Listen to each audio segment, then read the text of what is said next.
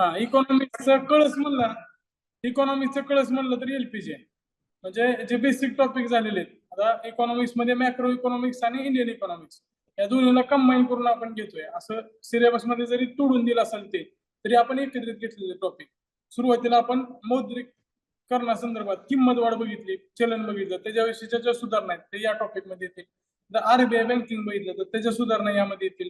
नंतर वित्तीय व्यवस्थेमध्ये सार्वजनिक वित्त आणि कर रचना बघितलं तर त्याच्या सुधारणा सुद्धा यामध्ये येणार आहेत. परकीय व्यापारामध्ये जे कायदे वगैरे झाले आहेत त्याच्या सुधारणा यामध्ये येतील. तर सगळ्या गोष्टीच्या ज्या सुधारणा आहेत, जिस्ट आहे, या टॉपिक मध्ये येणार आहे. त्यामुळे आधीचे टॉपिक तुम्ही व्यवस्थित केले असतील तर हा टॉपिक व्यवस्थित समजेल. आणि हा टॉपिक व्यवस्थित झाला तर आधीच्या टॉपिक वर जरी प्रश्न आले अप्रोच बेस, लॉजिक बेस, तरी तुम्हाला सोडवता येतील. त्यामुळे हा टॉपिक आपण एकदम स्लो घेणार आहोत. तुम्हाला मी बऱ्याच गोष्टी लिहून देणार आहे आणि यातनं काही पाठ करायचे आकड्यावरती पाठच करायचे. मग ते मी तुम्हाला अंडरलाईन किंवा पुस्तकाच्या वरच्या साईडला लिहायला सांगणार आहे. पुस्तकाच्या वरच्या साईडला आजूबाजूला लिहायला अजिबात कंटाळा करायचा नाही आहे. म्हणजे सुरुवातीचे सरांनी पिवळ्या कलरची पानं दिलेली आहेत, देसले सरांनी, त्याच्यावरची सुद्धा माहिती आहे, ती सुद्धा महत्वाची आहे. त्याच्यावर सुद्धा आयोगाने प्रश्न विचारलेले आहेत. खरं तर ती पार्श्वभूमीची पान आहे. तर मी जे लिहून देतोय ते तुम्ही तिथं वर लिहून घ्या. आता एलपीजी त्याच्यामध्ये लिबरलायझेशन, प्रायव्हेटायझेशन, ग्लोबलायझेशन. आता या गोष्टी आधी नव्हत्या का? तर आधी काही टप्प्यात सुरू झाले असतील. आता राजीव गांधी ज्यावेळेस होते त्यावेळेस त्यांनी विज्ञान आणि तंत्रज्ञान मध्ये ते असतानाच त्यांनी आदिशात्मक आणलं होतं. आदिशात्मक नियोजन हे आणलं होतं. आता आदिशात्मकच्या पुढे जाऊन सूचकात्मक आणायचं होतं. कारण आधी नियोजित अर्थव्यवस्था होती पूर्ण. तर हे ट्रान्झिशन होत होतं, मात्र त्याला खूप वेळ लागला असता. मात्र आपल्याला 1991 मध्ये अशी आर्थिक परिस्थिती निर्माण झाली की मोठे धक्के बसले. त्याच्या आधी पण 3 धक्के बसलेले, ते पण आपण पुढे डिटेलमध्ये डिस्कस करूया. मात्र 1991 ची जी परिस्थिती होती ती अभूतपूर्व होती. आता 1991 मध्ये आहे ना, इथं एकदम सगळ्यात कमी झालं. आता 5.3% सुद्धा कमी झाला होता. तर ते किती झाला होता आयोगाने याच्यावर प्रश्न विचारलाय, वरच्या साईडला लिहून घ्या. परकीय साठा किती झाला होता, तर $0.8 बिलियन हे सगळ्यात लिस्ट आहे.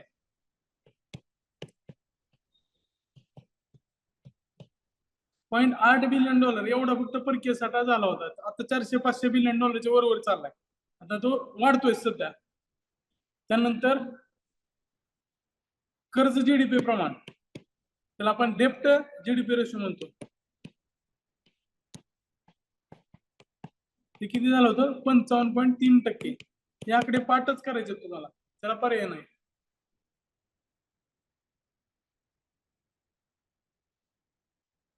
आता यापैकी अंतर्गत कर्ज किती होते, इंटरनल डेप्स, यापैकी अंतर्गत कर्ज किती होते, तर 49.7% होते. आता बघा, कर्जामध्ये आपण मागे बघितलेले म्हणजे बऱ्याच समित्या बघितल्या. एन के सिंग काय म्हणते, जीडीपीच्या 60% कर्ज पाहिजे, त्यातले 20% मॅक्झिमम तुम्ही राज्याचे कर्ज असू शकतात आणि 40% केंद्र सरकारचे कर्ज असू शकतात. आता 55.3% घेतलं होतं. इंटरनल डेप्ट आणि एक्सटर्नल डेप्ट ह्या सुद्धा गोष्टी आपण परकीय व्यापारामध्ये बघितलेल्या. इंटरनल डेप्ट म्हणजे काय, तर देशातनं जो कर्ज उभारला गेलेला आहे ते सगळं काय कशात येतं, इंटरनल डेप्ट मध्ये येतं, बरोबर आहे. तर अंतर्गत कर्जाचं प्रमाण किती होतं, 49.7. हे जरी खाली दिलं असलं तरी 1, 2, 3 असं टाकून लिहून घ्या. तुम्हाला या आकडेवारी पाठच करायचे. त्यानंतर चलनवाढ म्हणजे इन्फ्लेशन, जे इंग्लिशमध्ये करतायत त्यांनी इंग्लिशमध्ये लिहून घ्या. चलनवाढ किती झाली होती, तर 13.7%.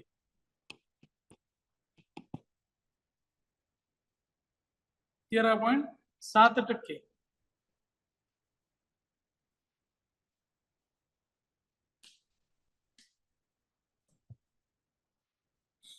चलनवाढ 13.7%.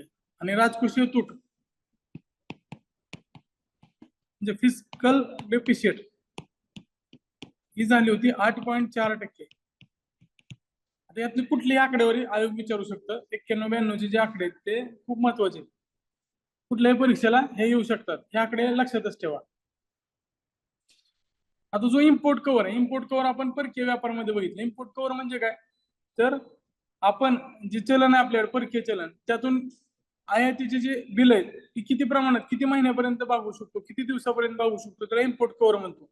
तर हा जो इम्पोर्ट कव्हर आहे तो कितीपर्यंत आला होता, 3 आठवडे फक्त पेट्रोलियम आणि वस्तू आयात करता येईल एवढा साठा तो राहिला होता.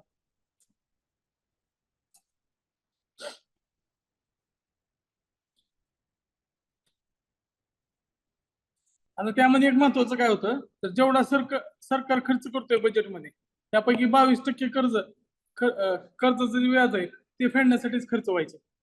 22% खर्च हा व्याज फेडण्यासाठीच जायचे. त्यामुळं हे जे कारण होते ते काही छोटे नव्हते किंवा आपल्याला तात्पुरते उपाय करून ह्याच्यावर मात करता येत नव्हती. आता यासाठी आपल्याला स्ट्रक्चरल रिफॉर्मची गरज होती आणि मॅक्रो इकॉनॉमिक रिफॉर्मची सुद्धा गरज होती. कारण हे जे क्रायसिस होतं ते अक्यूट मॅक्रो इकॉनॉमिक्स क्रायसिस होतं. मॅक्रो इकॉनॉमिक्सच्या टप्प्यावर ह्याला डील करणं गरजेचं होतं.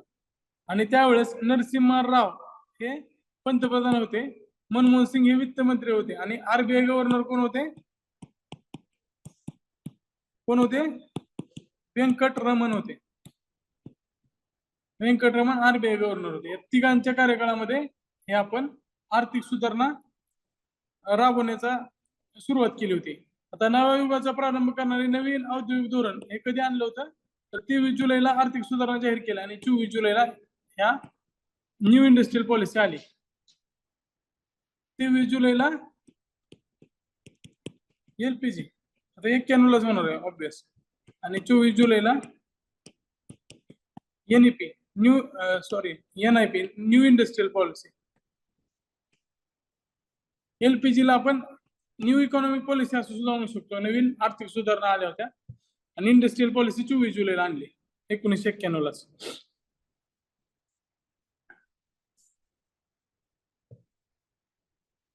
आता ह्याच्यामध्ये आपण आहे ना रुपयाचं अवमूल्यन सुद्धा केलं होतं एकूण 18.7%. रुपयाचं अवमूल्यन जुलै 1991 मध्ये करण्यात आलं होतं.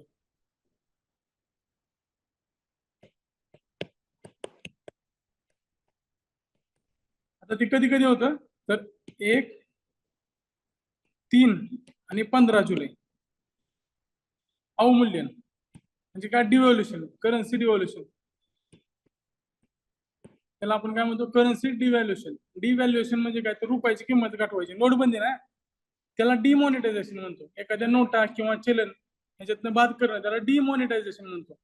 डिव्हॅल्युएशन म्हणजे आहे ती करन्सी परकीय चलनाच्या तुलनेत घसरवायची, आपण स्वतःच घसरवायची, त्याला आपण डिव्हॅल्युएशन म्हणतो. डिव्हॅल्युएशनचा फायदा काय होतो? तर जे आपला माल आहे तो परकीय व्यक्तींना सोपा होतो कारण आपल्या रुपयाची किंमत घसरते.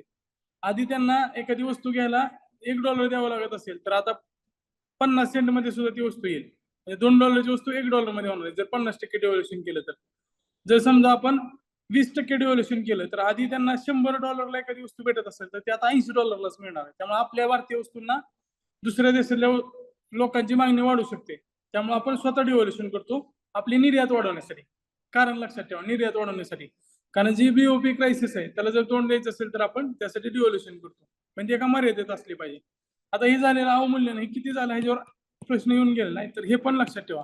1 जुलैला 9.5%, नंतर 10.78% आणि त्यानंतर 2% असं टोटल 18.7% असं आयोगाने विचारलं होतं त्यावेळेस 18.7%. आता ही ऍव्हरेज जी काढली जाते ना त्या 9.5 अधिक 10 अधिक 2 असं नाही काढलं जातं. तर आता समजा एखादी वस्तू आहे 100 रुपयाची वस्तू, त्याच्यावर जर 10% डिस्काउंट दिलं ते 90ला झाली. परत 10% डिस्काउंट दिलं तर ते कितीला होईल? 81ला होईल. टोटल डिस्काउंट कितीला आपण 10 आणि 10 20% नाही, आधी 10% परत 10%, त्यामुळे 19 रुपये कमी झाले. बरोबर आहे का? त्यामुळे 18.7% येत आहे. काही जण काय करत होते 9.5 अधिक 10.78 अधिक 2 असं मोजून उत्तर लिहित होते आणि त्यावेळेस असा ऑप्शन पण होता. त्यावेळेस हा प्रश्न विचारला होता त्यावेळेस 9.5 10.78 आणि 2% एकूण किती? 18.7%. मगच उदाहरण काय पेपरमध्ये दिलेलं आहे 2-3 वेळा विचारलेला आहे प्रश्न पण हा जास्त बरोबर. कारण जर एखादी वस्तू 100ला 10% डिस्काउंट दिलं तर किती झाली? ते 90 रुपये झाले ना आता त्याची किंमत. त्याच्यावर अजून 10% दिले तर ते 81 रुपयाला होईल. म्हणजे टोटल किती किंमत कमी झाली? पहिल्या 19 कमी झाली. पण मोजताना 10 अधिक 10 20 आहे. ते मॅथ चुकते ना. मॅथ्स नुसार हे आधी 9.5% डिव्हॅल्युएशन केलं, परत 10.78 केलं, परत 2% केलं. त्यामुळे हे समिशन होऊ शकत नाही. ते पर्सेंटेज नुसार कमी करावं लागेल. त्यामुळे जर हे समिशन काढले तर 18.7%. आयोगाने जर एखाद्या वेळेस चुकीचं दिलं असेल तर नंतर आयोगाने 18.7च उत्तर दिलं आणि तेच बरोबर आहे. तुम्ही जर चॅलेंज केलं तर उत्तर 18.7च आयोगाला नंतर सुद्धा बरोबर पकडावं लागणार आहे. आता हे जे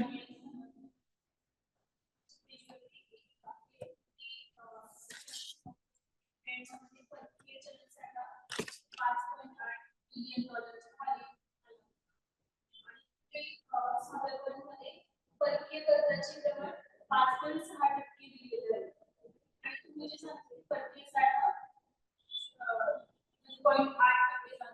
नाही नाही, ते काय दिलंय माहितीये का?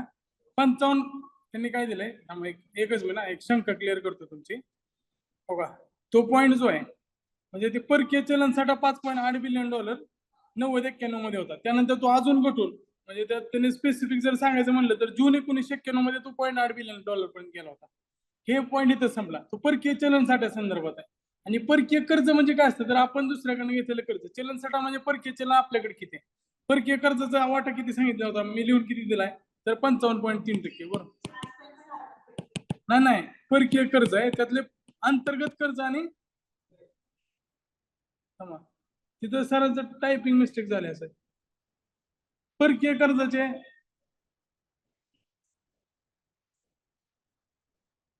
नाही नाही, ते कर्जाचं प्रमाण आहे मॅडम. 55.3% आहे ना, ते कर्जाचं प्रमाण आहे टोटल. त्यातलं इंटरनल आणि एक्सटर्नल डेप्ट असणार आहे ना.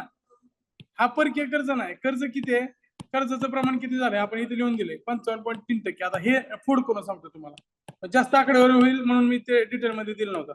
55.3% एकूण कर्ज आहे. त्यातला एक काय असणार आहे, अंतर्गत कर्ज असणार आहे. अंतर्गत किती सांगितलं मी, 49.7. आणि आता दुसरं काय असणार आहे, एक्सटर्नल म्हणजेच काय, परकीय.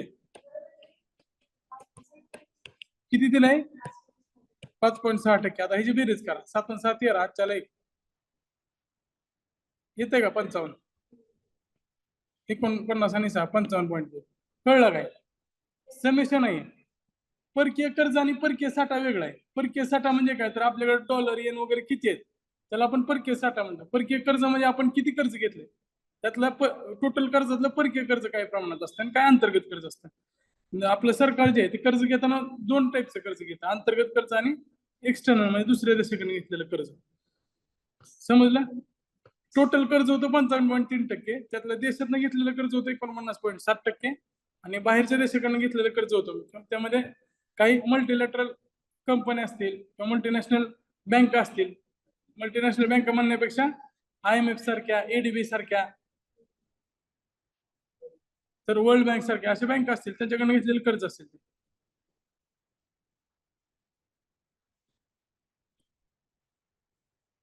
आता हे जे संकट होतं 91चं, ते मॅक्रो इकॉनॉमिक लेवलवर आपल्याला हँडल करायचं होतं. त्यासाठी आपल्याला 2 टाईपच्या सुधारणा करण्याची गरज होती. तर 24 जुलै 1991 ला आपण ती सुधारणा सुरुवात केली. आणि ज्यावेळेस आपण न्यू इंडस्ट्रियल पॉलिसी आणली त्यावेळेस अर्थव्यवस्थेची जी वाटचाल आहे ती आदिशात्मक आता बाजार अर्थव्यवस्थेकडे, कमांड करून आता आपण मार्केट इकॉनॉमीकडे चाललो होतो. आणि त्याला जायचंच होतं. जागतिकीकरण हे मुक्त अर्थव्यवस्थेचे अंतिम लक्ष होते. अंतिम लक्ष काय होतं, जागतिकीकरण. त्यामुळं त्यामध्ये निर्हस्तक्षेप म्हणजे गव्हर्नमेंटनं आता कंट्रोलर नाही तर फॅसिलिटर म्हणून राहायचं होतं. हे लक्षात ठेवा, हे तुमच्या परीक्षेमध्ये सुद्धा येणार आहे. कंट्रोलर नाही, आता फॅसिलिटर. अनुत्पादक क्षेत्रातील शासकीय गुंतवणूक काढावी आणि खासगीकरण करणं हे सुद्धा ह्याच्यामध्ये अनिवार्य होतं. जागतिकीकरण हे अंतिम लक्ष असलं तरी पण उदारीकरण डायरेक्शन आणि खासगीकरण मार्ग होतं. आता ह्याच्यामध्ये अजून एक काही गोष्टी आहेत त्या पण लिहून घ्या. तिथलं वरचं खोडलं तर चालेल का, ते खोडतो आता वरचं.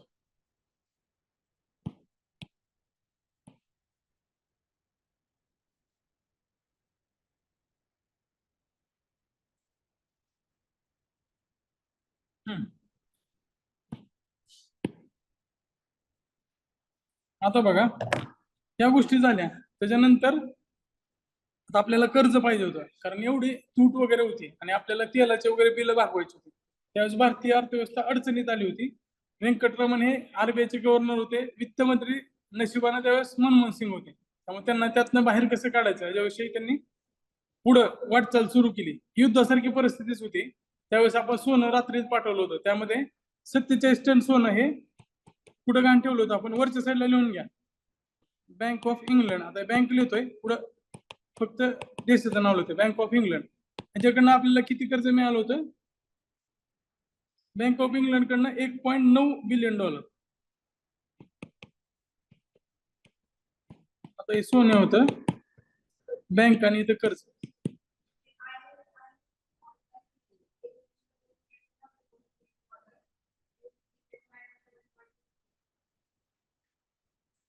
हा, पण ते IMF ने दिलं असलं तरी पण आहे ना, आपल्याला तारण त्या बँकेत ठेवावं लागलं होतं. त्या तारणावरच IMF ने कर्ज दिलं होतं. हा, पैसे IMF कडनं घेतले, कारण उद्या आपण नाही दिलं तर IMF ला तारण काय असणार आहे. त्या तारण म्हणून आपण त्या बँकेला पाठवले आणि त्याच्या आधारात IMF ने आपल्याला कर्ज दिलं. ह्याच्यावर आधी प्रश्न पण विचारलेला. तर 47 टन सोनं बँक ऑफ इंग्लंड मध्ये ठेवलं. IMF ने सांगितलं होतं आपल्याला ते तारण ठेवायला. आता हे सगळं बिलियन डॉलर मध्ये, बिलियन डॉलर मध्ये 1 बिलियन डॉलर लिहित ना आता सगळीकडे, फक्त आकडे लक्षात ठेवा. म्हणजे तुम्हाला एका जर स्नॅप मध्ये आलं तर परत लक्षात ठेवणं सोपं जाईल. सोने किती ठेवलंय? 47 ton bank of England, 1.9 billion dollar. त्याच्यानंतर 20 टन जपान, कारण IMF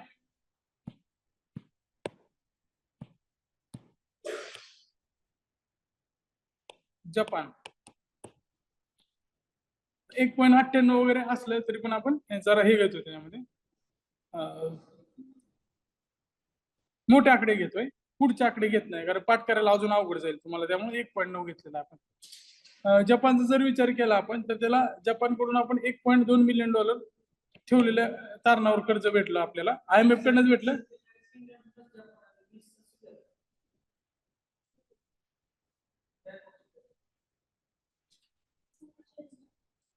स्वित्झर्लंड कडे आहे ना 67 टन आहे.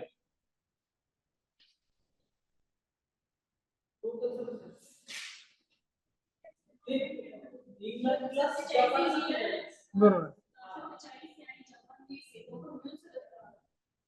इंग्लंड 47 आहे, जपान 20 आहे. आणि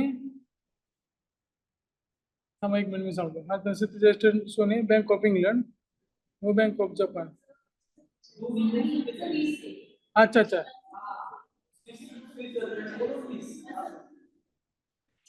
अच्छा, या दोन्ही मिळून आहे ना 47 टन आहे. सॉरी, माझ्याकडे इथे लिहिताना पण चुकलं जरा.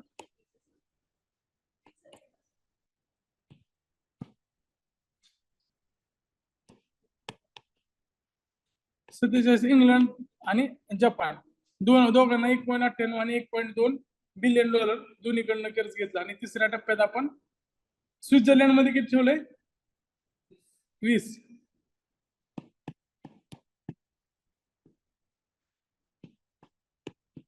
स्विस बँकेत त्यांच्याकडनं किती भेटलं कर्ज? त्या तारणावर किती कर्ज भेटला IMF कडनं आपल्याला? 1.6 बिलियन डॉलर. साधारण 3.7 ते 3.8 बिलियन डॉलर एकूण कर्ज आपल्याला भेटलंय. 3.8 बिलियन डॉलर जर आपण जर त्याचं हे केलं तर जवळपास 3.8 बिलियन डॉलर. हे पण लक्षात ठेवा. एकूण कर्ज किती घेतलं याच्यावर प्रश्न येऊ शकतो. जसं गेल्या वेळेस आपल्याला डिव्हॅल्युएशन करन्सी टोटल किती केलं हा प्रश्न आला होता.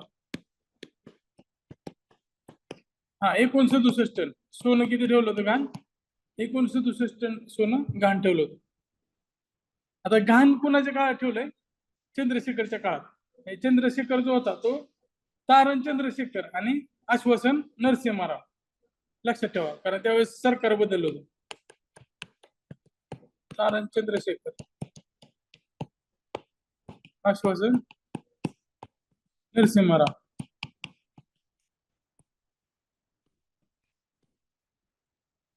तारण कोणी दिलं होतं? आश्वासन काय असेल तर सॅपची अंमलबजावणी, स्ट्रक्चरल ऍडजस्टमेंट प्रोग्राम, हे राबवायची जबाबदारी पुढं नरसिंहरावने घेतली आणि तसं आश्वासन IMF ला दिलं. तर ती तारीख वगैरे लक्षात ठेवू नका त्यांनी कधी पदभार वगैरे स्वीकारला. मात्र त्याच्यानंतर ज्यावेळेस नरसिंहराव आले त्यानंतर पुढच्याच महिन्यात त्यांनी जवळपास 1 महिना झाल्यानंतर 23 जुलै 1991 ला त्यांनी लगेच LPG प्रोग्राम सादर केला. जर नरसिंहराव सरकार आलं नसतं आणि अस्थिर सरकार राहिलं असतं तर भारताची अवस्था अजून वाईट झाली असती. चंद्रशेखर असताना गव्हर्नमेंट स्टेबल नव्हतं, बाहेरनं पाठिंबा दिला होता काँग्रेसनं. त्याच्या आधीचे VP सिंग होते, VP सिंगला भाजपने पाठिंबा देऊन सत्तेत आणलं होतं, जनता सरकार होतं. त्यातला एक गट चंद्रशेखर बाहेर पडले आणि चंद्रशेखरला काँग्रेसने तात्पुरता पाठिंबा दिला आणि पुढच्या काळात तो पाठिंबा काढून पण घेतला आणि परत इलेक्शन झाले, नरसिंहराव सरकारमध्ये आले आणि त्यावेळेस योगायोगाने वित्तमंत्री मनमोहन सिंग होते आणि मग त्यांनी लगेच 1 महिन्याच्या आत निर्णय घेतला. चंद्रशेखरनं तर सोनं गाणं ठेवलंच होतं, पण सॅप राबवायचं हे जो महत्वाचा धोरणात्मक निर्णय होता. 23 जुलैला तो घेतला मनमोहन सिंगनं म्हणजे वित्तमंत्री म्हणून, आणि नरसिंहा रावच्या काळात तो पुढे आला आणि 24 जुलैला लगेच मग न्यू इंडस्ट्रियल पॉलिसी जाहीर करण्यात आली. आता एलपीजीचं जे संकट म्हणजे एलपीजी सुरू करण्यासाठी जे संकट कारणीभूत होतं तसे आधी संकट आले नाहीत का, तर आधी पण आले होते. त्यामध्ये पुस्तकात सरांनी दिलेलं आहे की त्याच्या आधी 62ला भारत चीन युद्ध झालं होतं, 65ला भारत पाकिस्तान युद्ध झालं होतं आणि 66-67ला दुष्काळ पडला होता. 66-67ला पहिलं आर्थिक संकट होतं, आपण मागे बघितलेलंच आहे की जो खर्च होता तो सगळा युद्धावर वळवला होता. त्यामुळे आपल्याला परत 3 पंचवार्षिक योजनेच्या ऐवजी एक पंचवार्षिक, तिसऱ्या पंचवार्षिक योजनेनंतर एक वर्षाच्या 3 पंचवार्षिक योजना राबवल्या गेल्या. हा, ते आकडे आहेत ना 1.9, 1.2, 1.6 ह्याचं आपण रफ काढलेलं आहे टोटल. 1.98 असं जर धरलं तर $3.8 बिलियन आसपास होते. तर आपण त्यावेळेस एक वर्षाच्या पंचवार्षिक योजना राबवल्या होत्या. 72-74चा अपुरा पाऊस आणि 73चा ऑइल क्रायसिस, यम किप्पूर युद्ध वगैरे झालं होतं, त्यामुळं 74ला दुसरं आर्थिक संकट आलं. त्यानंतर 79ला परत ऑइल क्रायसिस झालं आणि 79ला तिसरं संकट आलं. त्यानंतर परत 1991चं जे संकट होतं त्याच्यावेळेस पण तेलाचे भाव वगैरे वाढवले होते, कारण कुवेत वार झाला होता एअरलिफ्टमुळे. आणि त्याच्या आधीचा जो यम किप्पूर युद्ध वगैरे होता त्यामध्ये जो शाह होता इराणचा, तिथं वाळवंट होतं आणि त्याने स्वतःची मेजवानी देण्यासाठी, तुम्ही बघा युट्यूबवर टाइम असेल तर, ते शाह पहलवी होता त्याला काढताना आयतुल्ला खोमनी कसं लोकांना संघटित केलं. म्हणजे इराणची लोक इकडे भुकेनं मरत होती, पाणी नव्हतं, तरी त्यानं आर्टिफिशियल कारंजे वगैरे तयार केले होते. सगळ्यात जगातली मोठी पार्टी, आतापर्यंतच्या जगाच्या इतिहासातली सगळ्यात मोठी पार्टी त्या शहाने दिली होती. परदेशातले पाहुणे बोलवले होते, एअर कंडिशनर असणारे सगळे तंबू वाळवंटात टाकले होते. त्यासाठी सगळ्यातच मोठा खर्च केला होता. म्हणजे आता आपला खर्च काय नाही, सगळ्यांना जे होतो पॉलिटिकल पार्टीचा, त्यापेक्षा कितीतरी पटीनं त्यानं त्या काळात खर्च केला होता.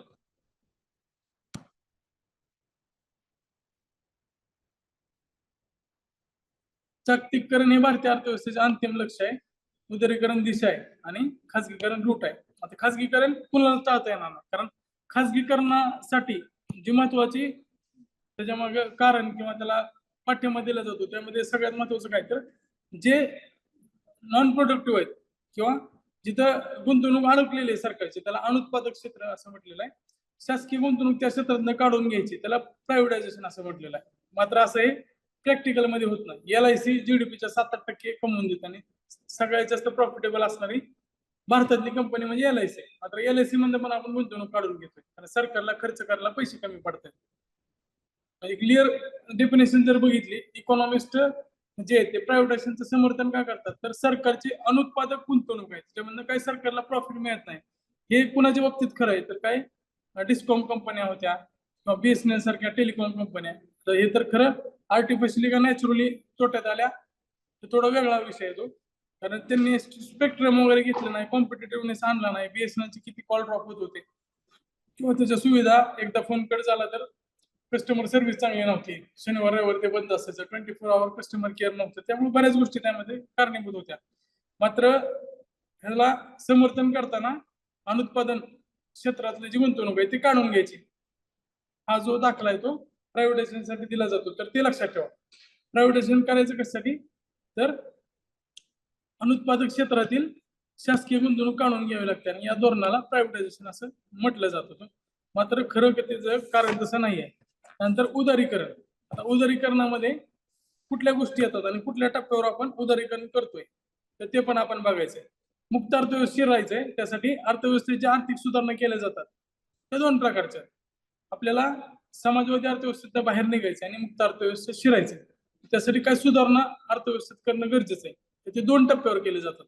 पहिला टप्पा काय, तर मॅक्रो इकॉनॉमिक स्टॅबिलायझेशन, बृहदलक्षी स्थिरीकरण. मॅक्रो इकॉनॉमिक्स आपण सुरुवातीच्या टॉपिक मध्येच बघितलं होतं, ज्यावेळेस इकॉनॉमिक्सचं इंट्रोडक्शन होतं. काय होतं त्यामध्ये, तर इन्फ्लेशन होतं, करन्सी डेव्हल्युशन होतं, बॅलन्स ऑफ पेमेंट वगैरे ज्या गोष्टी देशाच्या पातळीवर असतात त्याला आपण मॅक्रो इकॉनॉमिक्स म्हणतो. आता मॅक्रो इकॉनॉमिक्स रिफॉर्म मध्ये एक शॉर्ट फॉर्म लिहून घ्या आणि आयुष्यभर म्हणजे जोपर्यंत तुम्ही अभ्यास करताय इकॉनॉमिक्सचा ते लक्षात असलं पाहिजे. इथं CBI मध्ये सी म्हणजे काय, इथं असंच लिहा, मोठ्या अक्षरात लिहा. जिथं लिहिलंय ना यांनी मॅक्रो इकॉनॉमिक स्टॅबिलायझेशनच्या पुढे जागा आहे पुस्तकात, तिथं CBI लिहा. सी म्हणजे काय, करन्सी डिव्हॅल्युएशन. करन्सी डिव्हॅल्युएशन ह्याला आपण काय म्हणू शकतोय, करन्सी डिव्हॅल्युएशनला काय म्हणू शकतो आपण, अवमूल्यन मराठीत. नंतर बी म्हणजे काय, BOP, balance of payment. Balance of payment सुधारायचं. आणि आय म्हणजे काय, इन्फ्लेशन, इन्फ्लेशन कमी करायचं. मग ते एका मर्यादेत असलं पाहिजे. इन्फ्लेशन निगेटिव्ह किंवा 0 असून पण चालत नाही, 0 ते 3% आसपास पाहिजे.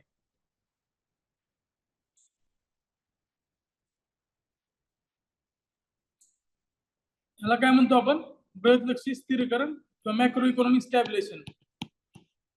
Macro economic stabilisation. आता दुसरं असतं सॅप. सॅप मध्ये बऱ्याच गोष्टी येतात, ते आपण टप्प्याटप्प्याने बघून घेऊया. आता जी अर्थव्यवस्था होती ती सैरभैर झाली होती, कारण त्यावेळेस आपलं करन्सी डिव्हॅल्युएशन करणं गरजेचं होतं, ते केलं आपण. इन्फ्लेशन आहे ते 13.7% पर्यंत गेलं होतं.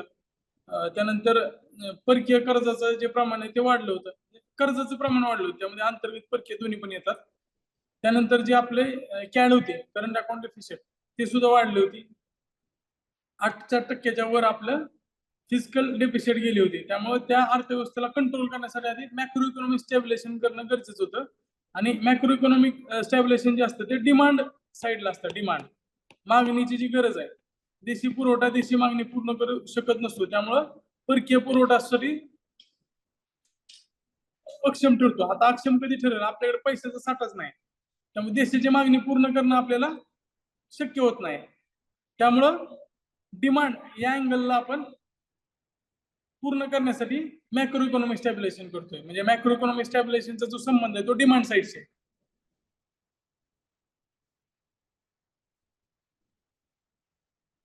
कारण ही मागणी भागवण्याचा प्रयत्न म्हणजे बृहतलक्षी अर्थ स्थिरीकरण. आता बृहतलक्षी म्हणण्यापेक्षा मी इथनं पुढे मॅक्रो इकॉनॉमिक असंच म्हणतो. Macro economic. मॅक्रो इकॉनॉमिक मध्ये काय तर डिमांड मॅनेजमेंट आहे. मॅक्रो इकॉनॉमिक मध्ये डिमांड मॅनेजमेंट आहे, डिमांड साईडचं मॅनेजमेंट आहे.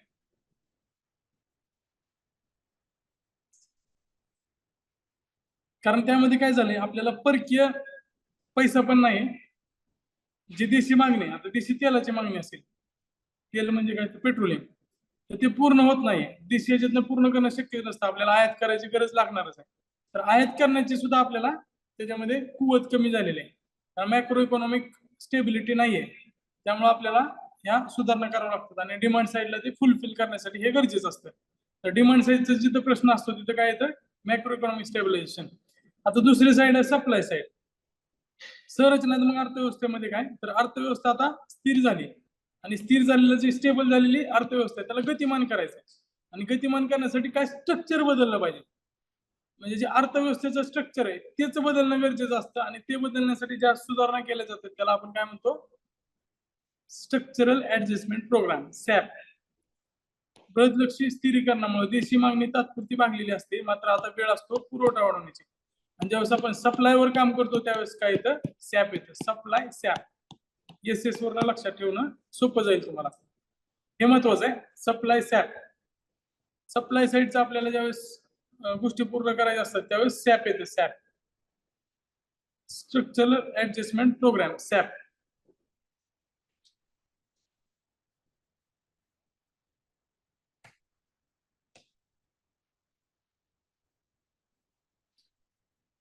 इथं सीबीआय लक्षात ठेवलं.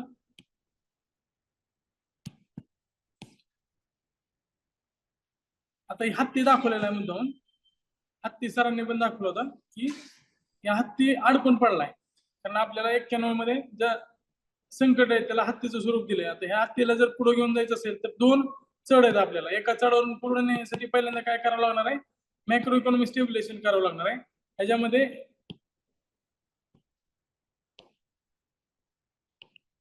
सीबीआय असं लक्षात ठेवा, इन्फ्लेशन कंट्रोल करायचे, बॅलन्स ऑफ पेमेंट आणि करन्सी डेव्हल्युएशन. या 3 गोष्टीमुळे काय होईल, हळूहळू हत्तीला आपण त्या त्याला काय म्हणतो आपण, नाही नाही हे जे स्किटिंग सारखं असतं त्याला काहीतरी नाव आहे स्पेसिफिक, माझ्या लक्षात येत नाही. त्या हत्तीला ढकलणं अवघड आहे, तर ह्याच्यावर बसायचं, त्याला खाली चाक असते, म्हणजे चाक असणार. आता हत्ती स्टेबल झालाय, त्याला ढकलणं सोपं झालंय. आता एक माणूस सुद्धा ढकलू शकतोय त्याला. हळूहळू त्याला ढकलताना मग पुढच्या गोष्टी गरजेच्या, सॅप. जर ह्याला अजून पुढे घेऊन जायचं असेल तर सॅप मध्ये काय असेल तर व्यापार आणि भांडवल सुधारणा. आता हे बऱ्याच गोष्टी येणार आहे. व्यापार आणि भांडवल ओघ सुधारणा करायचे असतील म्हणजे ट्रेड आणि कॅपिटल इनफ्लो रिफॉर्म्स. आता आपल्याकडे काय करायचंय तर एफडीआय वगैरे जास्त आणायचंय. कॅपिटल रिफॉर्म म्हणजे काय तर आधी आपण सगळे दरवाजे बंद करून ठेवलेले आहेत. दुसऱ्या देशाचं एफडीआय इन्व्हेस्टमेंट येऊ देत नाही, आपली पण बचत कमी आहे. त्यामुळे आयातीवरचे निर्बंध दूर करायचंय. त्यामुळे देशी जे उद्योग आहेत त्यांना कच्च्या मालाचा पुरवठा होईल.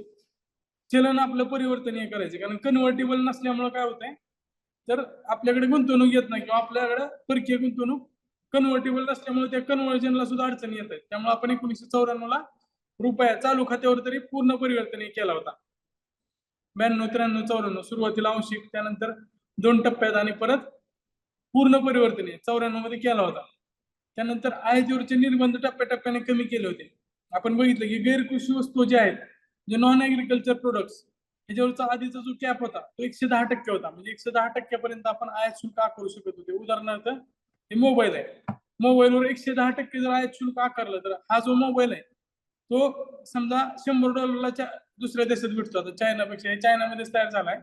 समजा हा श्रीलंकेमध्ये $100 $110 भेटतो, कारण तिथे 10% आयात शुल्क असेल. भारतानं जर त्याला 100% आयात शुल्क ठेवलं तर $100 आपल्या इथे $200 मिळेल. त्यामुळे जर आपल्याला ते कमी करायचे असतील किमती त्याच्या, तर काय करावं लागेल, आयातीवरचे निर्बंध किंवा जो कॅप आहे तो कमी करावा लागेल. मग पुढे परकीय गुंतवणुकीसाठी टप्प्याटप्प्याने अनेक क्षेत्र खुली करण्यात आली. आता आपण संरक्षण सारख्या महत्वाच्या क्षेत्रात सुद्धा 100% पर्यंत गेलोय. जर नवीन तंत्रज्ञान येत असेल तर 100% पर्यंत एफडीआय संरक्षण क्षेत्रात आलाव आहे. आणि जर जुने प्रोजेक्ट असतील तर त्याला 74% एफडीआय हे आपण त्याला मान्यता दिलेली आहे. त्यानंतर पुढं औद्योगिक सुधारणा, आर्थिक सुधारणा प्रक्रिया जर चालना द्यायची असतील तर सार्वजनिक उद्योग आहेत त्याच्यामध्ये सरकारचा स्टेक कमी केला पाहिजे आणि खासगी उद्योगाचा स्टेक वाढवला पाहिजे. कारण खासगीकरण हे त्याचं काय मार्ग आहे. त्यामुळं खासगी उद्योगाला आणि सरकारी उद्योगाला दोघांना अडचणीसाठी कामगार कायदे वगैरे किंवा काय लायसन्स आहेत, म्हणजे परमिट घेण्यासाठी जी बंधनं राखलेली आहेत. त्यानंतर काय त्यामध्ये परवाना आणि राखीव यादी या 2 गोष्टी सगळ्यात महत्वाच्या अडचणी होत्या. काही गोष्टी गव्हर्नमेंटनं स्वतःसाठी रिझर्व्ह करून ठेवल्या होत्या आणि लायसन्स राज सुद्धा चालू होतं. लायसन्स परमिट राज आणि रिझर्व्ह पॉलिसी ते काढणं गरजेचं होतं आणि ती काढली. पण आपण मागं बघितलं की आता फक्त 4च उद्योगांना परवाना घेण्याची गरज आहे आणि 2च उद्योग सरकारसाठी राखीव आहेत. 2 उद्योग कोणते, अणुऊर्जा आणि रेल्वे, हे 2च उद्योग फक्त, आणि 4 उद्योगांना परवाना घेण्याची गरज आहे. म्हणजे ती सुद्धा गोष्टी आपण पुढे कमी केलेली. 24 जुलै 1991च्या नवीन जे उद्योग धोरण आहे त्यानंतर आपण टप्प्याटप्प्याने त्या गोष्टी सेल करत आलेलो आहे. त्यानंतर पुढचा टप्पा आहे तो कर सुधारणा. आता आपण एक एक डिटेल मध्ये बघणार आहोत. आता कर सुधारणामध्ये काय काय केलंय आपण, तर सुरुवातीला जे आपलं होतं की विकसनशील देश जे असतात त्याच्यामध्ये प्रत्यक्ष जो कर आहे त्याचा वाटा जास्त असतो. आता जे श्रीमंत देश आहेत, विकसित देश आहेत, त्याच्यामध्ये अप्रत्यक्ष कराच्या वाट्यापेक्षा प्रत्यक्ष कराचा वाटा जास्त आहे. मी मागे सांगितलं आपण टॅक्सचा जेव्हा टॉपिक बघितला कर रचना, त्यामध्ये काय सांगितलं की प्रत्यक्ष कर हे गरिबांना जास्त फायदेशीर असतात. कारण श्रीमंतांना जास्त घेतला, अंबानी अदानीला 35% घेतो, गरीबाला 0% प्रत्यक्ष कर भरावा लागतो. इन्कम टॅक्स काहीच भरायची गरज नाही. पण अप्रत्यक्ष कर आहे तर त्याला गुड डे बिस्किट असेल किंवा पार्ले बिस्किट असेल त्याच्यावर जर त्याला $2 टॅक्स द्यावा लागत असेल तर अंबानीला सुद्धा $2 टॅक्स द्यावा लागतो. त्याच्या उत्पन्नाच्या तुलनेने तो जास्त द्यावा लागतो. कर सुधारणामध्ये काय करायचं, आपल्याला अप्रत्यक्ष कराचं प्रमाण कमी करायचं, प्रत्यक्ष कराचं प्रमाण वाढवायचंय. त्यांचा जो टॅक्स बेस आहे तो मोठा करायचा आहे. काही लोकांकडून आपण 70-60% टॅक्स घेतोय, त्यामुळे त्यांची उत्पादकता कमी होते आणि ते काय करतायत, कर चुकवेगिरीकडे जात आहेत किंवा त्यांचं उत्पन्न लपवण्याचं काम करतात. त्यामुळे सरकारला कमी पैसे मिळतात. लाफेरची वक्ररेषा बघितलेली आपण, मॅक्झिमम टॅक्स आपल्याला कुठल्या तर पॉईंटला मिळणार आहे तर तो पॉईंट शोधून काढायचा आहे. कराचे जे उच्च दर आहेत ते कमी करायचे. त्यामुळे चलय समितीच्या शिफारसीनुसार टप्प्याटप्प्याने कर सुधारणा करण्यात आलेली आहे आणि कराचा जो उच्चतम दर आहे तो कमी करण्यात आलेला आहे. नंतर पुढचा टप्पा आहे तो राजकोषीय सुधारणा, म्हणजेच काय फिजिकल रिफॉर्म्स. आता राजकोषीय सुधारणा म्हणजे काय, तर सरकारचा जो खर्च आहे तो उत्पादक क्षेत्राकडे वळला पाहिजे आणि त्या खर्चावर लगाम पण लागलं पाहिजे. तर त्यासाठी आपल्याला काय करायचं आहे, तर सगळ्यात आधी सरकारचा खर्च नियंत्रित करायचा आहे. सबसिडी आणि अनुदान हे कमी करायचे आणि ते कमी करण्यासाठी मग परत FRBM कायदा आणला, physical responsibility budget management act. FRBM कायदा त्याचे आला 2003 जरी असला तरी 2004 जुलै 2004 त्याचा अंमल सुरू झाला आणि रूल सुद्धा 2004 तर ते लक्षात ठेवा. FRBM 2003 अंमल जुलै 2004 आणि रूल 2004 हे पण लक्षात असू द्या.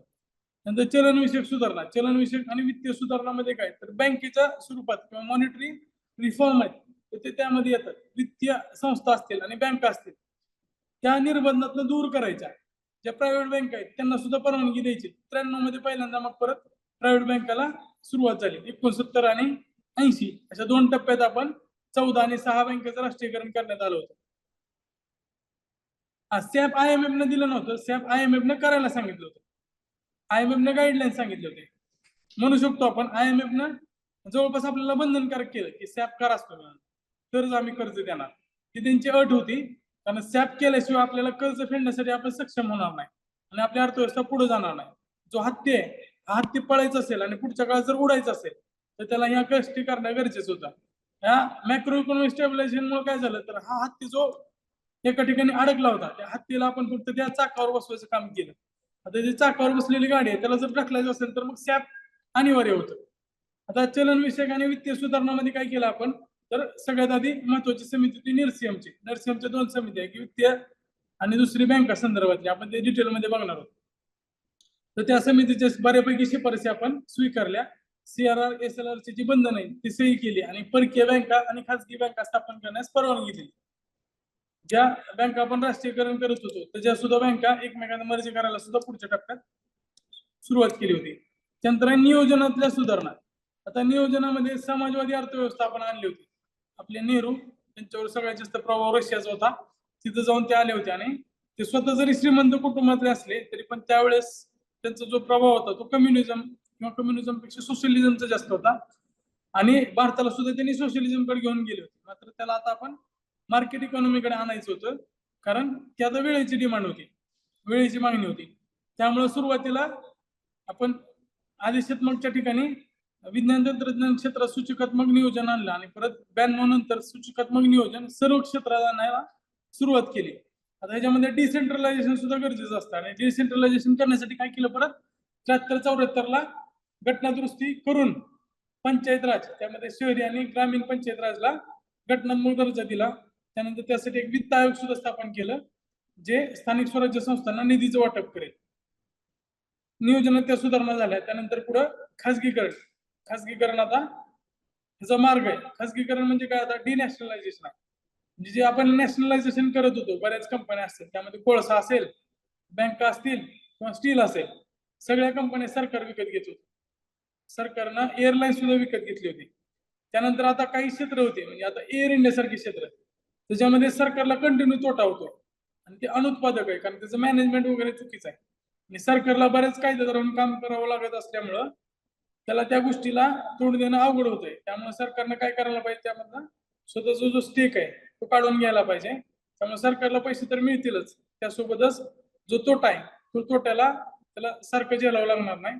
त्यामुळे मग परत प्रायव्हेटायझेशनचं धोरण त्यामध्ये स्वीकारलं गेलं. प्रायव्हेटायझेशन हा सॅपचाच भाग आहे.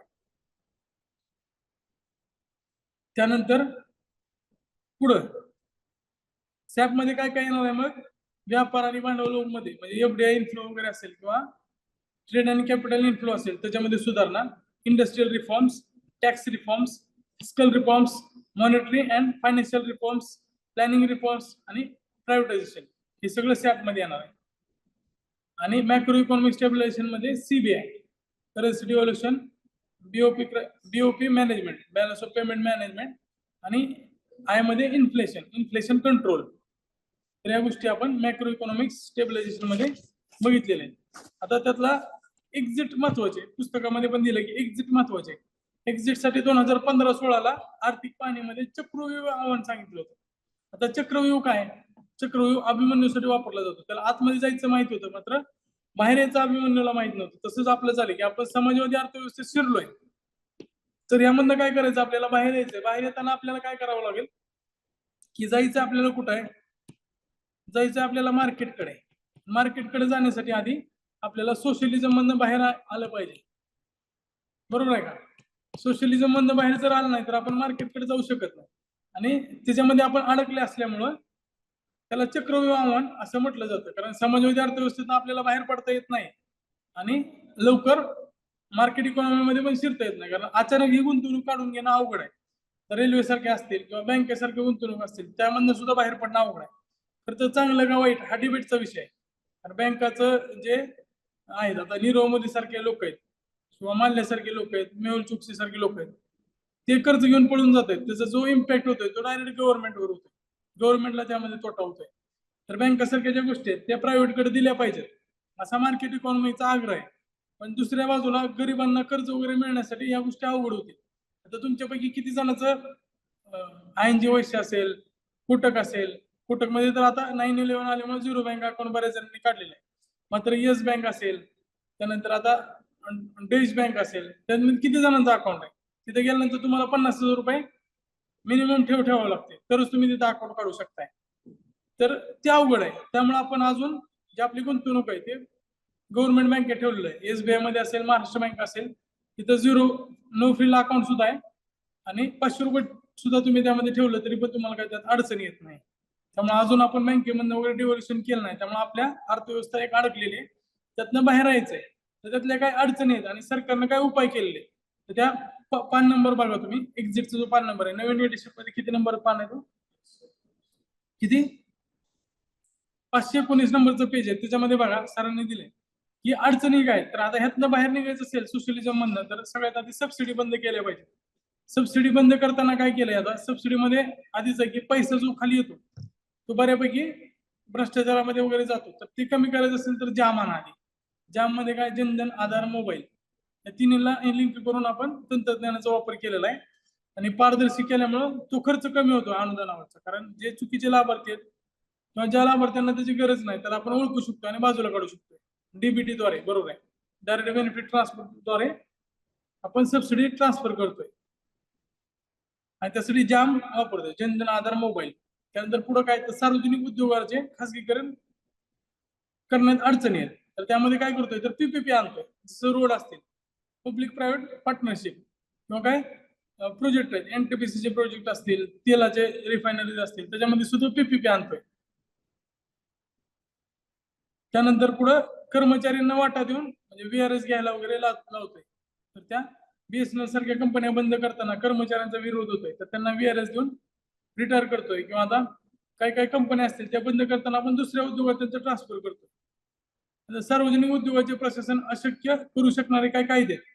भ्रष्टाचार निवारण कायदा होता, त्याच्यामध्ये जे सरकारी कर्मचारी आहेत ते स्वतःची कातडी वाचवायचा प्रयत्न करायचे, कारण एखादा जर धाडसी निर्णय त्यांना घ्यायचा असेल तर भ्रष्टाचार प्रतिबंधक कायद्यानुसार त्यांना म्हणजे पुढं काय कायदेशीर गोष्टींना सामोरं जावं लागेल, त्यामुळे ते निर्णयच घेत नव्हते.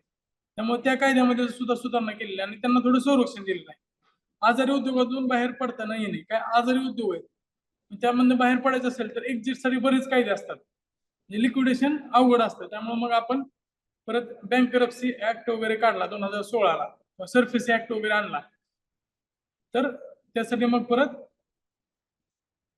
त्या कंपन्या बंद करण्यासाठी मग पुढाकार घेतला. मग आता त्याची संधी काय तर त्या बंद पडलेल्या उद्योगाच्या जमिनीचा वापर करता येईल, तो परत चांगल्या गोष्टीसाठी. काही मिलचा वापर करून तिथे मेट्रोच्या स्टेशन किंवा कार शेड उभारता येऊ शकते. सरकारी मिल वगैरे असतील, सरकारी कारखाने असतील तर त्याचा वापर दुसऱ्या गोष्टीसाठी करता येईल. त्यानंतर उद्योगाची अकार्यक्षमता, आता जे अकार्यक्षमच उद्योग आहेत एअर इंडिया सारखे, BSNL सारखे, तर ते एकतर त्याच्यामध्ये सरकारी इन्व्हेस्टमेंट काढून घेणार. तर उद्योगाची अकार्यक्षमता हे बघितलं आपण. सार्वजनिक बँकाची वाढते ओझे, सार्वजनिक बँकाचं ओझं वाढतंय त्यामुळे त्यामध्ये खासगी क्षेत्राला परवानगी देतो, जसं IDB आहे, नव्या युगातील सरकारी बँक त्याला म्हटलं जायचं, कारण सरकारचा जो शेअर आहे तो 50% आसपास असायचा. मात्र आता आपण IDMI मधनं सरकार स्वतःची स्टेक कमी करतोय. खासगी उद्योगाचं जे जे खासगी वाटा आहे त्यातला तो वाढवतोय. इंद्रधनुष्य सारखा जी स्कीम आलेली आहे, इंद्रधनुष्य मधनं त्याच्यामध्ये परत पैसा वतला गेलेला आहे. बँकाचं जे कॅपिटल आहे ते कॅपिटल वाढवलं गेलेलं आहे, त्याला इंद्रधनुष्य पुढं बघणार होतो आपण. ते नंतर भ्रष्टाचार कायद्यात सुधारणा केलेलं आहे. डिस्कॉम कंपन्याचं होतं, डिस्कॉम कंपन्या जे आहेत, डिस्कॉम कंपन्या म्हणजे काय तर वीज वितरण करणाऱ्या राज्यांच्या कंपन्या. त्या डिस्कॉम कंपन्याचं काय झालंय, एकच मिनिट.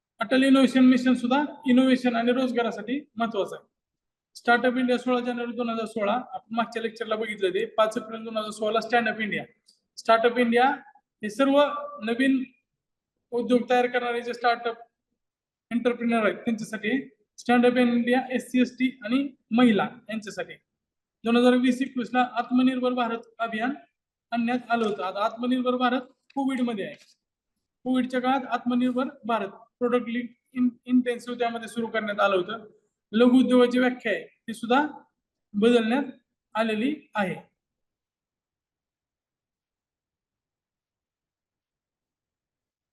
आता त्यानंतर कर सुधारणा. आता कर सुधारणा जो होता, आता हे भ्रष्टाचार प्रतिबंधक कायद्यामध्ये सुधारणा कशात करण्यात आली तर ते एक लिहून घ्या. कलम 13(1) मध्ये सुधारणा करण्यात आली, त्याला अंडरलाईन करा. 16 जानेवारी स्टार्टअप डे, बरोबर आहे. आपल्याला ते HRD मध्ये पण लागणार आहे. तर मागच्या ह्याच्यामध्ये इंडस्ट्रियल रिफॉर्म मध्ये कलम 13(1) मध्ये सुधारणा करण्यात आली. आता ही केळकर समितीने पण शिफारस केली होती आणि United nation convention against corruption त्याला ज्या तरतुदी सुसंगत होत्या त्यानुसार भ्रष्टाचार कायदा 13(1) मध्ये सुधारणा करण्यात आली. आता पॉलिटी सेकंडला आपल्याला भ्रष्टाचार कायदा सुद्धा आहेच, भ्रष्टाचार प्रतिबंधक कायदा. आता कर सुधारणा राजकोषीय सुधारणाचा एक भाग आहे, कारण राजकोषीय धोरणामध्येच कर येतं. आता 1991 जे संकट आलं होतं त्यामध्ये वेगवेगळे कारण होते. त्यातलं एक कारण सगळ्यात मोठं कुठलं होतं तर वाढती राजकोषीय तूट 8% वर गेली होती. ती जर कमी करायची असेल तर सरकारनं स्वतःचं उत्पन्न वाढवलं पाहिजे आणि महसूल उत्पन्न वाढवायचं असेल तर जे टॅक्स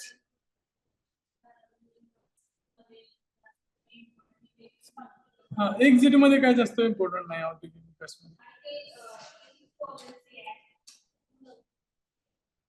बँक करप्सी ऍक्ट, इन्सॉल्व्हन्सी आणि बँक करप्सी ते आपण मागे बघितलंय. दिवाळखोरी आणि नादर ऍक्ट 2016 तो महत्वाचा आहे, लक्षात ठेवायचा तो. पण मागच्या ह्याच्यात पण आलेला बँक करप्सी आणि इन्सॉल्व्हन्सी ऍक्ट.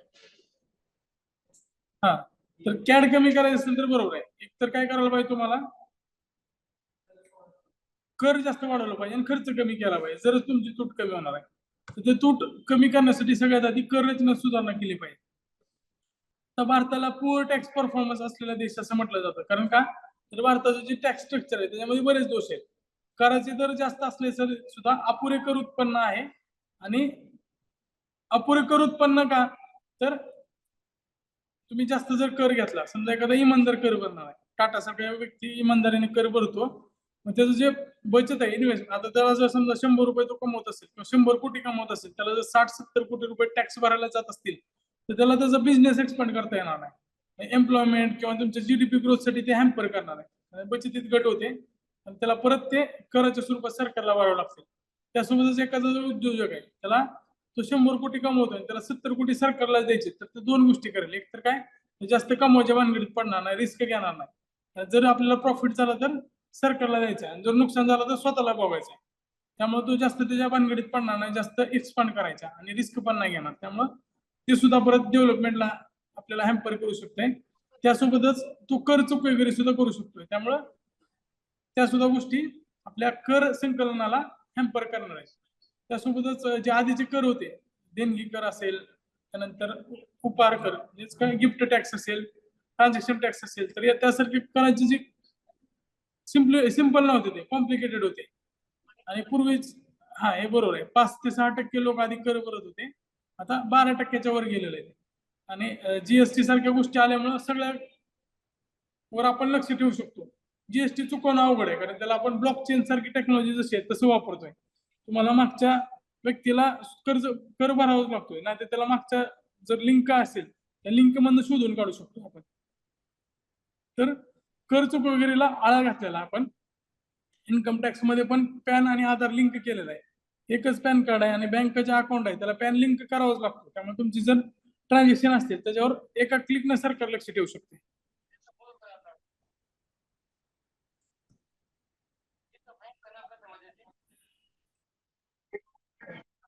तर कन्सेप्ट परत रिपीट करतोय. GDP ग्रोथ रेट हे टॅक्स कलेक्शनची डायरेक्टली प्रोपोर्शनल असतो. जसं GDP ग्रोथ वाढला असेल तर लोकांकडनं येणारा पैसा सुद्धा वाढणार आहे, कारण लोकांचं जर 100 रुपयाचं 200 रुपये उत्पन्न झालं तर जर समजा त्यांना 10% टॅक्स भरायचा आहे तर त्याला 20 रुपये टॅक्स भरतील 10 रुपयाच्या. टॅक्स कलेक्शन आपोआप वाढणार आहे. त्याला इंटरनल कन्व्हर्टिबिलिटी असं म्हटलं जातं. त्यानंतर प्रत्यक्ष आणि अप्रत्यक्ष कराचा वाटा जर बघितलं तर विकसनशील देशामध्ये टोटल टॅक्स कलेक्शन बघितलं तर त्यामध्ये डायरेक्ट टॅक्सचा वाटा हा इनडायरेक्ट टॅक्स पेक्षा जास्त असतो. कारण पुरोगामी आणि प्रतिगामी कर. प्रतिगामी कर म्हणजे काय तर ते गरिबांना जास्त त्रासदायक ठरतात. जसं अप्रत्यक्ष कर आहे. मी बऱ्याच वेळा तो उदाहरण सांगतोय की अप्रत्यक्ष कर अंबानी अदानी आणि सामान्य माणूस त्याला सारखंच भरावं लागतं. मात्र डायरेक्ट टॅक्सेस आहेत ते अंबानी अदानीला 35% भरावे लागत असतील इन्कम टॅक्स, तर गरीबाला 0% आणि कुठलाच इन्कम टॅक्स त्याला भरावा लागत नाही. त्यामुळं विकसित देशामध्ये प्रत्यक्ष कराचा वाटा जास्त आहे, अप्रत्यक्ष कराचा वाटा कमी आहे. विकसनशील देशामध्ये अप्रत्यक्ष कराचा वाटा जास्त आहे आणि प्रत्यक्ष कराचा वाटा कमी आहे. त्यामुळे ते लक्षात ठेवा. आता भारतात 90-91 मध्ये एकूण कर महसुलात प्रत्यक्ष कराचा वाटा 16% आसपास होता आणि अप्रत्यक्ष कराचा वाटा 84% आसपास होता. आता हे चित्र विकसित देशासारखे झालेले आहे. आता यामध्ये फक्त 2016-17 जर अपवाद सोडला तर प्रत्यक्ष करापेक्षा म्हणजे प्रत्यक्ष कराचा वाटा प्रत्यक्ष करापेक्षा जास्त राहिलेला. फक्त 16-17 मध्ये ते थोडा चेंज झाला होता, ते लक्षात ठेवा. आता आपण थोडा ब्रेक घेऊया.